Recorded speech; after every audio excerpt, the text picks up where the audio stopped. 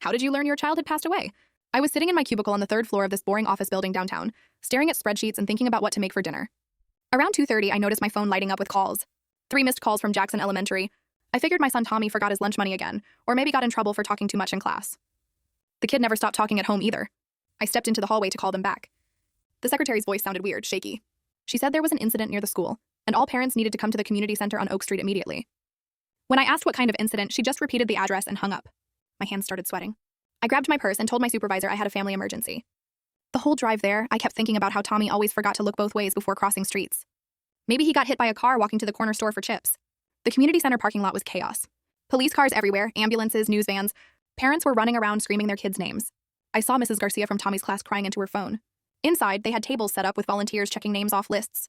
I got in line behind this dad who was shaking so bad he could barely hold his ID. The volunteer at my table was this young guy, maybe college age, and he looked like he wanted to throw up. I gave him Tommy's full name, Thomas Mitchell, 4th grade, Mrs. Peterson's class. He flipped through papers, then called over an older woman. She had that look people get when they're about to tell you something terrible. She asked me to follow her to a smaller room. There were folding chairs in a circle and a box of tissues on every surface. That's when I knew. She sat me down and explained that there was a shooting at the park next to Tommy's school. The 4th grade classes were outside for recess when it happened. Some guy with mental problems started firing randomly at people walking by. Tommy had been playing on the monkey bars when it started. The other kids ran toward the school building, but Tommy must have gotten confused and ran the wrong way. Toward the fence, toward the shooter. The woman kept talking, but I stopped hearing words. Something about how brave the teachers were, how they tried to protect everyone, how the police got there fast. But all I could think about was Tommy on those monkey bars, probably showing off for his friends like he always did. I asked to see him. She said that wasn't possible right now, but they would arrange something later. She handed me a plastic bag with his backpack, the same Pokémon backpack he'd begged me to buy at the start of the school year. The worst part wasn't even that moment. It was driving home and seeing his bike in the driveway. His cereal bowl still in the sink from breakfast. His homework spread out on the kitchen table because he'd insisted on finishing it that morning instead of the night before. I called my sister to come over because I couldn't be alone.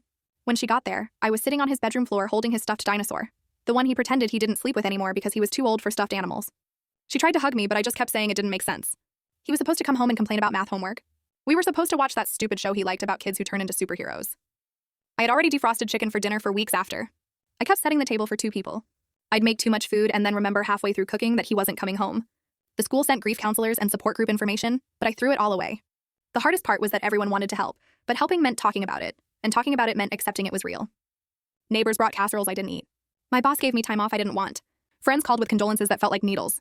3 months later, I finally went back to that community center for a memorial service. They had photos of all the victims, and Tommy's school picture was up there with the others.